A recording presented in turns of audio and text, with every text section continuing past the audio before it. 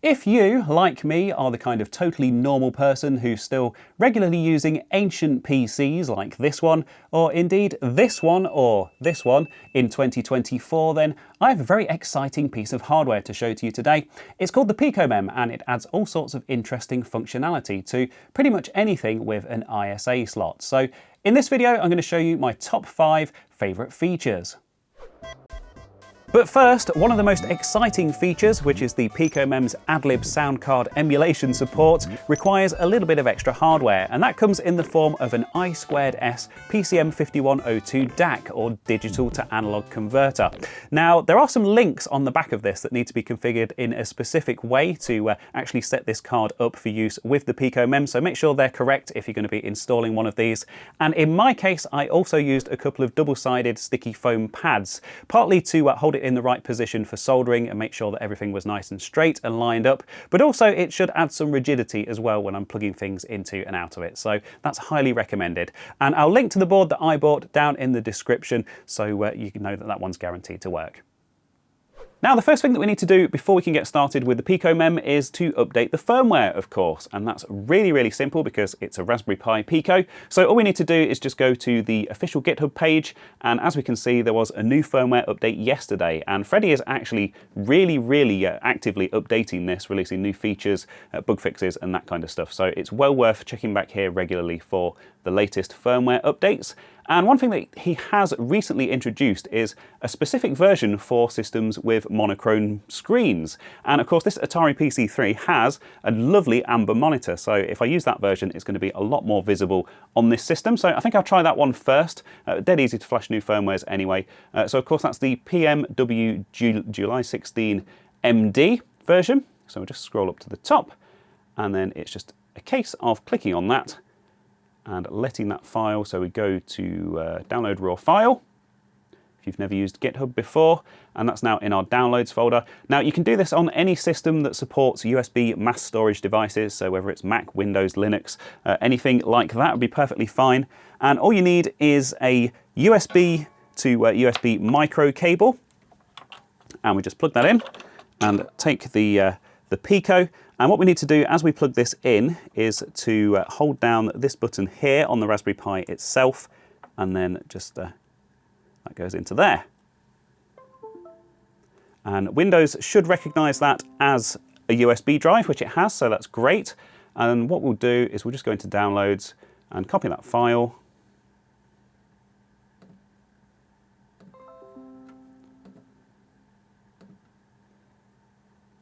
And paste it. And once that finishes copying, the Pi actually automatically reboots, and that's it. That's the firmware updated. So now we can continue and install the card in the actual machine itself. So I was running an XT IDE in this machine, which of course is now obsolete. I think I may have stolen it at some point and put it into one of my IBM machines. But yeah, the PicoMEM just goes into any available 8-bit ISA slot. So it just slots in. I've got this nice 3D printed bracket that I got from Freddy. Thank you very much, Freddy.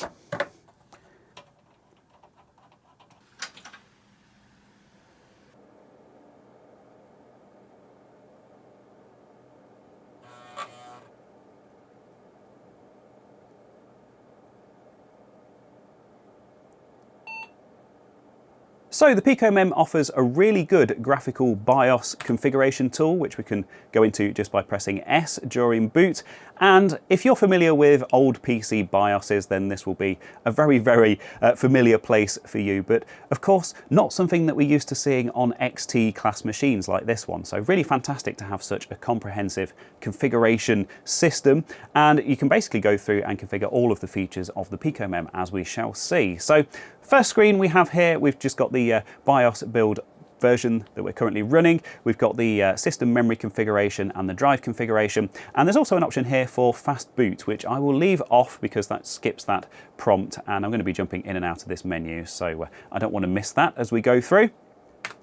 The next option is memory, and I must confess I'm not an expert on DOS memory management, so I'll just be covering the basics in this video, but very important to show this off because it is a very useful feature of the PicoMEM, and you can configure that pretty much however you like. So we've got conventional, we've got EMS, and we've got all the rest of it. Next up we have the disk option, and this is a real game changer. So this is probably one of my favourite features of the PicoMEM. It's all image file based, so we have actual image files on the SD card, and it supports 2 floppy drives and various different formats of course, and up to 4 hard drives, which is really fantastic. And because they are just standard image files, you can mount those on other systems and really easily copy files to and from them. So your Gotek and your XT IDE are pretty much completely redundant now. And the next menu option is the reason why I just installed that DAC. So the PicoMEM can emulate an AdLib card at the moment, and in future of course, with it all being software defined, there is the potential for adding support for other sound cards as well. So I'll be showing that off a little bit later on in the video. And finally, tucked away under a rather unassuming option known as Other, we have 2 of the PicoMEM's most impressive features. So we have NE2000 network card emulation, which of course just appears to the system as a bog standard NE2000 network card, but that's hooked up to the Raspberry Pi Pico's built-in Wi-Fi, so we can actually get this thing online using Wi-Fi, which is seriously impressive. And also, of course, because the Pico has USB built in, it can act as a USB host, and we can also connect a USB mouse and indeed USB game controllers as well. So we'll take a look at those a bit later on in the video as well. I think we'll start with the disk image support and take a look at how that works. So getting the PicoMEM's disk emulation up and running is just a case of popping the micro SD card out of the Raspberry Pi Pico, of course, and I'll just stick that in a full-size SD adapter and slap it straight into this Windows laptop. Now, as we can see, we've got the file structure here, and it's very important that it is set up in this way because the PicoMEM is actually hard-coded to look at these file paths. So this is formatted as FAT32, and we have 2 folders here, one called Floppy and one called HDD. And if we just click into Floppy, you can see that I've already downloaded some floppy disk images for this specific machine. And I just want to give a quick shout out to AtariPC.net, where I actually downloaded these, because they very kindly have made all of the original system disks and things available for this very rare system. And yeah, I've just downloaded the files straight from there, dropped them onto the SD card, and they just work perfectly fine with the PicoMEM as expected. So thank you very much. I also set up a hard drive image on there, which I'll show you in a second. And that's I've copied a working copy of DOS and the Gem desktop and everything across to there as well. So we'll take a look at that just in a few moments. But of course, if you're looking for DOS system disks, there's also WinWorld. It's probably the biggest one. Any kind of floppy disk, any kind of games, that kind of thing. I have heard that the emulation, because it uses some code from DOSBox rather than emulating at a much lower hardware level, that there might be some things that access the drive directly that may not be compatible. Freddy is working on improving compatibility all the time, but I certainly haven't come across anything in my limited testing. But be interested to hear if anyone does discover anything like that. But for now, what we want to do is to copy some stuff over to my hard drive image. So what I'm going to do is download the drivers, because we'll need these later on in the video for demoing some of the hardware. And again, these are just available from the official GitHub. So we have the NE2000.com, which is a driver for the NE2000 network card emulation that I was just talking about. We've got PM2000.com. And this is kind of a PicoMEM customized version of that driver. There's pmmouse.com, which allows you to use your USB mouse, believe it or not. So we'll take a look at that a little bit later on in the video. And there's PMEM, which is the memory manager. So if you want to use extended memory in DOS and you want to use the PicoMEM to do that, you'll need this specific driver to be able to enable that in DOS. But for now, let's just download these drivers.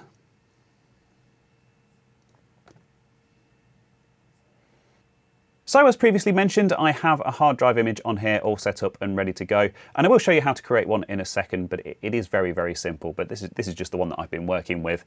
And this is only 20 megabytes because that was the size of the drive in the PC originally. And to be entirely honest with you, it's best to keep hard drive images as small as possible with these early XT machines and these early versions of DOS. You can probably quite safely go up to about 500 megabytes or so, depending on what version of DOS that you're using. But in all honesty, how much stuff are you going to have installed at the same time? It's absolutely trivial to reboot and just switch between the different images, have different environments. You can have your games on one and tools on another and whatever else. So yeah, I like to keep them nice and small for performance reasons, if anything else. I mean, DOS will be reading to and writing from the file allocation table and is notoriously slow with bigger partitions. But anyway, of course, that's entirely up to you. This is just how I've got mine set up. So if I go into this and I've got this associated with WinImage, and it asks which partition we want to work with. So we'll just click OK because there's just the one on there. And as you can see all of my files on here. So what I'm going to do with this is I'm going to go into Image and I'm going to create a new folder and I'm just going to call that drivers.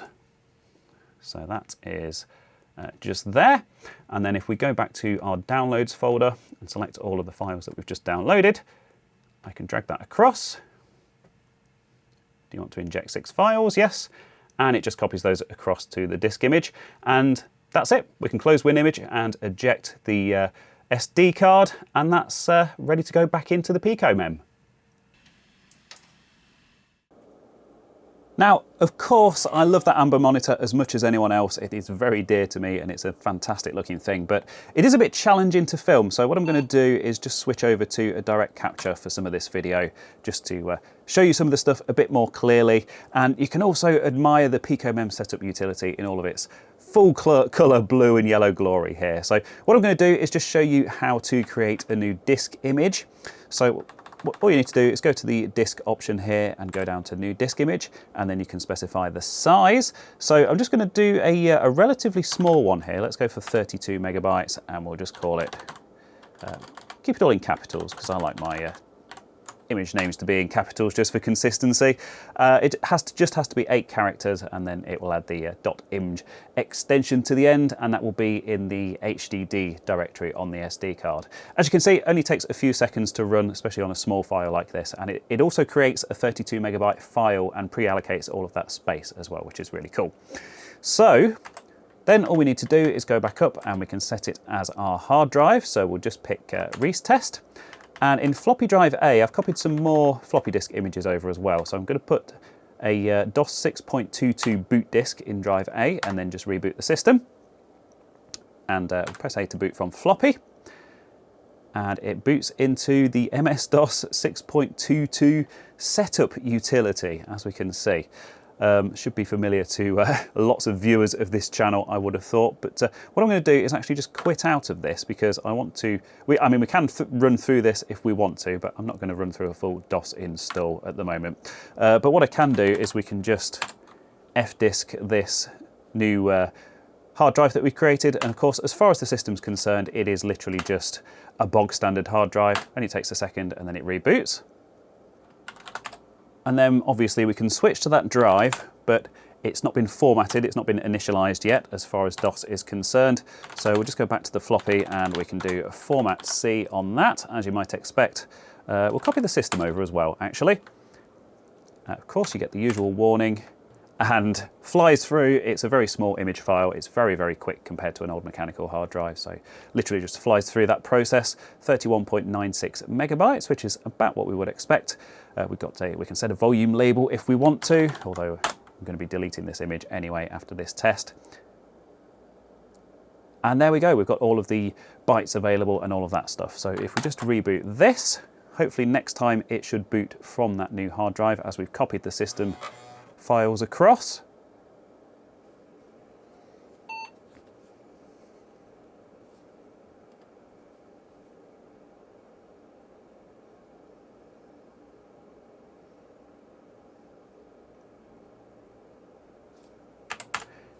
And yeah, there we go, no problems at all, straight into a very minimal DOS system. Just skip the date and time stuff because there's no CMOS battery in this computer. But yeah, in my experience over the past couple of weeks playing with all this disk image stuff, of course you can just go straight into the setup menu, you can swap disk images, you can create them as you've seen, and you can just work with them as if they are any other hard drive. I mean, this is a real game changer. It's so much easier than the likes of the Gotek or the XD-IDE. Don't get me wrong, they're fantastic devices, they certainly have their place, but yeah, this has just blown me away playing with this over the past few weeks, and it just works. There's no drama or no fuss or anything. So hopefully that's come across in this. But I have to say, disk management probably isn't the most exciting thing in the world, so let's move on to something a little bit more interesting. And of course, when I say interesting, what I really mean is DOS memory management, one of my favourite subjects, as I mentioned earlier in the video. But yeah, all joking aside, the way that this works is really, really slick. And of course, it's really useful for these old machines as well. So I have to show you how this works. And as you can see from the conventional graph at the top of the screen that's full of those S's there, the conventional memory on this machine is already maxed out anyway. It was a 640K machine when it left the factory at Atari. So we're not going to be able to show off the conventional memory here. But to be honest, it's quite simple anyway. So there's an option down at the bottom here to maximize the conventional memory, and the way that works is by using the PM RAM and the PS RAM, which you can enable and disable individually. Now, the way that they work is basically the PM RAM is the onboard RAM on the Raspberry Pi Pico itself. So I think you've got 64K or something like that. And that's hooked up directly to the bus. So that's 0 wait states. And you always want to have that enabled if you can. But of course, that's not enough to max out the RAM in, say, a 256K system or something like that. So what Freddy has also added is the PS RAM, which is linked to an actual serial RAM chip on the PicoMEM board itself.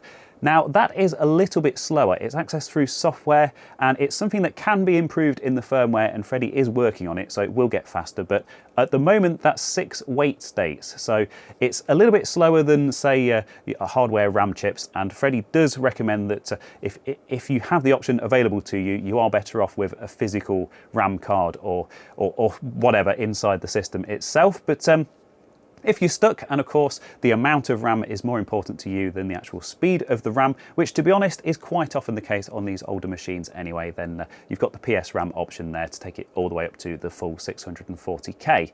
So what we can do is obviously we can exit back out to DOS just by pressing escape a couple of times.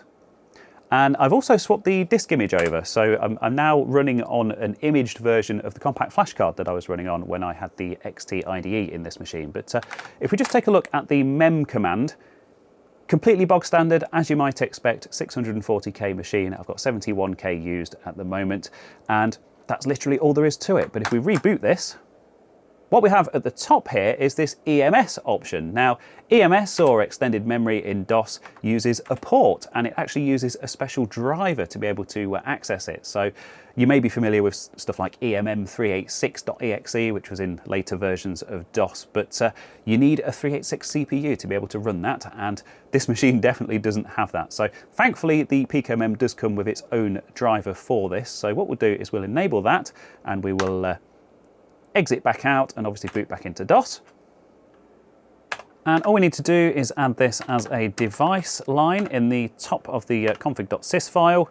So the equals, there we go, the equals key is a little bit unresponsive on this keyboard, but see, going on /drivers/pmem.exe. And then I think it's F2 to save, and then Alt F4. And then if we just reboot the system,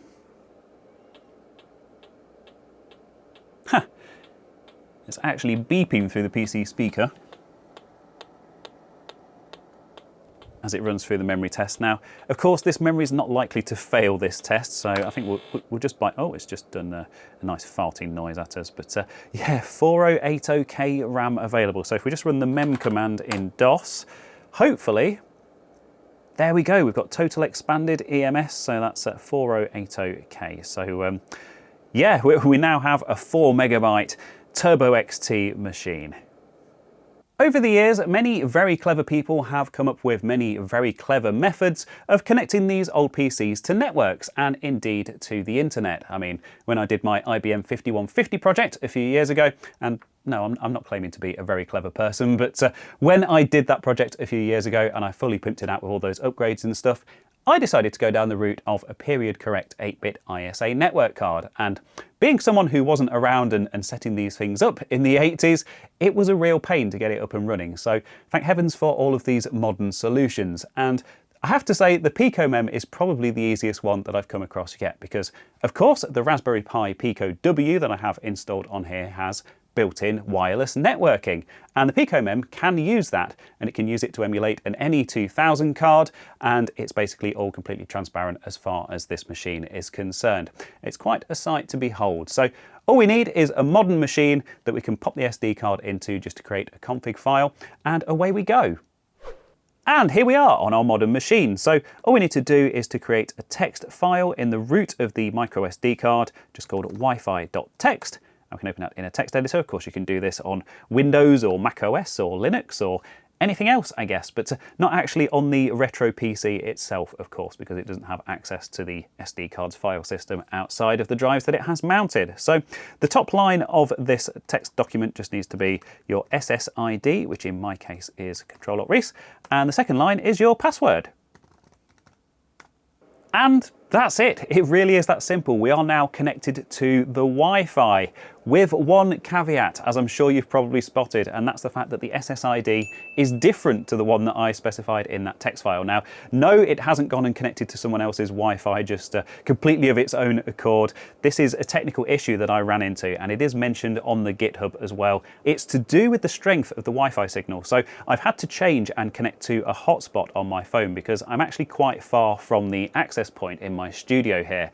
And because the Pi and indeed the PicoMEM are inside an old PC that's quite a noisy environment as far as RF is concerned, not to mention being a big metal box, which isn't great for Wi-Fi signals. But I've got this hotspot up and running now, so at least I can demo this. And this also allows us to set a port, which we couldn't do before we were connected. So that's how we know that we're connected and up and running.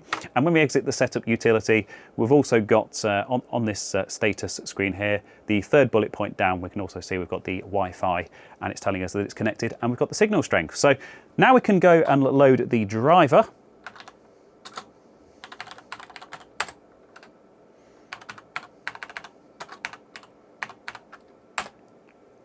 And this driver emulates an NE2000, which is an old Novell network card from the mid-80s, and it was very, very common, very, very widely supported by loads of different software, so you shouldn't have any compatibility issues with this. Very wise choice.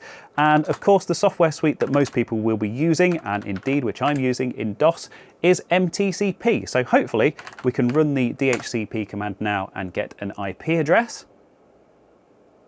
Yep, that's worked perfectly fine, no problems whatsoever. And indeed, that hopefully means that we can ping and check that we're online. Yep, there we go. That's my website there, ctrl-alt-rees.com, responding to pings, no problem at all. So we are online on an XT machine using Wi-Fi. I mean, how cool is that?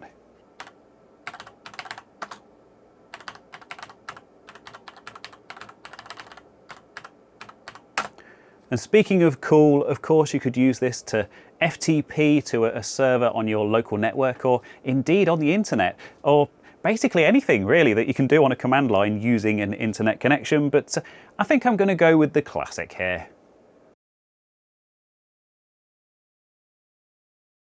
If you cast your mind way back to the beginning of this video, you'll no doubt remember me installing a DAC, or digital to analog converter, on my PicoMEM. And as I mentioned at the time, the reason that I really wanted to do that was because this thing can emulate sound cards, or as it stands at the moment, more accurately, sound card. It can emulate an AdLib card, and that's very exciting because the AdLib was one of the OG sound cards and one of the most iconic of all time. And boy, does it do a good job, so I'm very keen to show this to you. Now, that means I'm going to have to hook the DAC up to my OSSC here so I can capture the audio from it.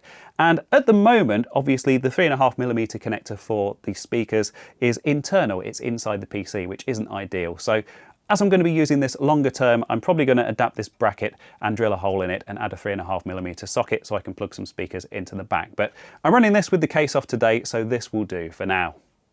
And what better game to show off that AdLib support than Prince of Persia, of course. Now, I tried a later version of this that supposedly supports EGA, and it's just not having it on this machine. For some reason, the Atari PC3 claims to be EGA compatible, but it is Atari's own implementation of that, and I have run into some compatibility issues with some games. So we're going to have to stick with CGA graphics, but whatever, it's still a fantastic game, and to be honest, all we're interested in is the sound for this particular test anyway. So let's see if it works.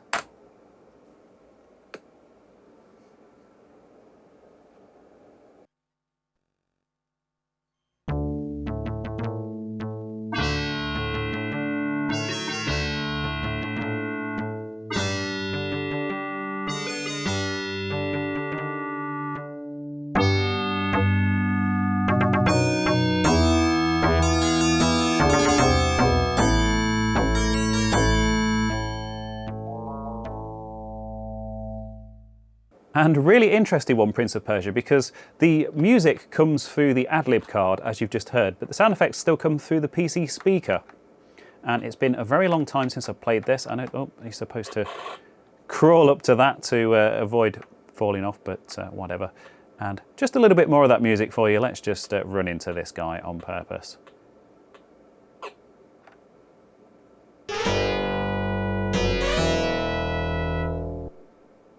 Very good. And again, similar situation with Commander Keen. I've actually played it on my IBM 5150 with the IBM EGA card. No problems whatsoever, but for some reason the EGA version freezes up on this Atari machine. But again, the important thing is that it supports the AdLib sound, so let's try this.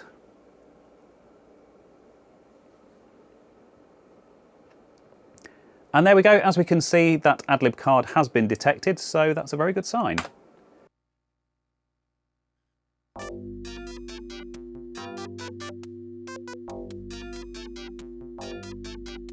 And some really excellent music in this game, of course, by Bobby Prince, who went on to do the music for Doom.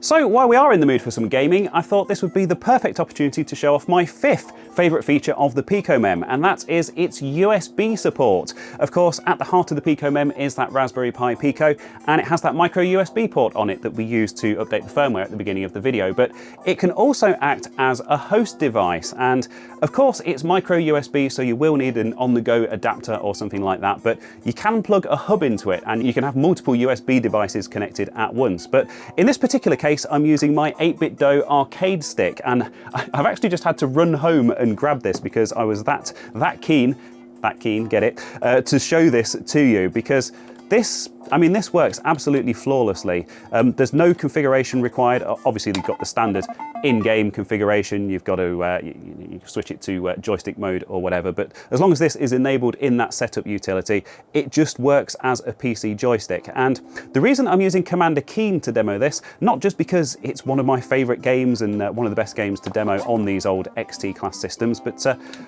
one of the reasons that I have gone with Commander Keen again is because it supports the Gravis gamepad. Now, of course, PC joysticks back in the day only supported a maximum of 2 buttons, but then the Gravis gamepad came along and it had 4 buttons. And I'm very pleased to say that that also works, because that's something that I was quite keen on testing. So we've got the button for the status, we've got jump, of course, we've got fire, and we've got the pogo stick, quite famously in Commander Keen. And I've been playing this, and I mean, it's a wireless joystick, so you would expect stuff like latency to be a problem. I mean, I use this with my Mister system all the time, so I know the latency is very good on this anyway. But for such a slow system, and you know, playing an old PC game like this with an arcade stick is such a cool experience. And of course it supports gamepads and everything else, as long as they have that X input support. So very, very cool feature. And yeah, just wanted to show this to you working. But of course it also supports mice.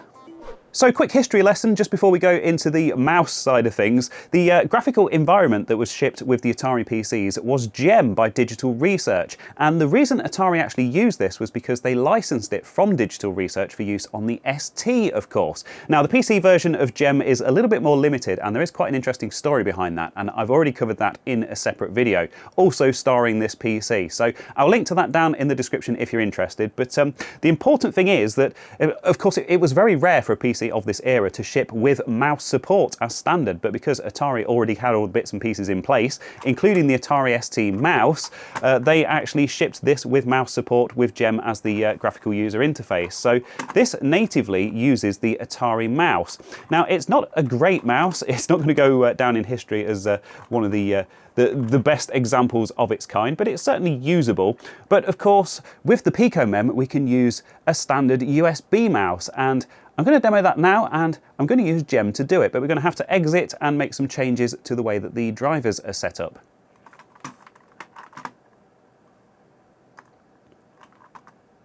So I've just edited Gem's startup file just to comment out that Atari mouse driver, and then all we need to do is go into my drivers folder here and run pm mouse, which is Freddy's PicoMEM mouse driver, and then we can go back and we can run Gem once more, and I have my Microsoft IntelliMouse USB here, and hopefully this should work with Gem. I wanted something a bit more impressive to demo this, like SimCity or something, but it just doesn't run on these ancient 8086 CPUs. But there you go, and that is smooth. That is nice. I mean, it's kind of running away a little bit. I mean, Gem it is a little bit janky anyway. But yeah, as you can see, you can use it. It's quite sensitive. I'm not sure if you can tweak the sensitivity, but it works. It's a USB optical mouse working on an XT class machine. And there is that. Now, unfortunately, because, like I say, the PC version of Gem is limited for boring licensing reasons, we can't actually drag these windows around or anything, which is a little bit unfortunate. But yeah, hopefully that's proof enough that that works. That's all I have for you for this video. Thank you ever so much for joining me. And big thanks, I think, are in order to Freddy, who initially sent me the PicoMEM for free to review, and I liked it so much I actually paid him full price for it, and I'm about to go and order a couple more as well. They're available from TechSelect in the US and from Flame Lily IT in the UK, as well as directly from Freddy in Europe, and of course plenty of other suppliers and resellers are coming online all the time, so I'll link to those down in the description. Big thanks as always to all of my channel's supporters, of course on Ko-fi, Patreon and YouTube channel members, and yeah, I think all that's left is to thank you very much for watching. If you enjoyed the video, want to see some more old computer stuff like this, please do feel free to subscribe to the channel. That's all I have, so yeah, thanks, and I'll hopefully see you next time.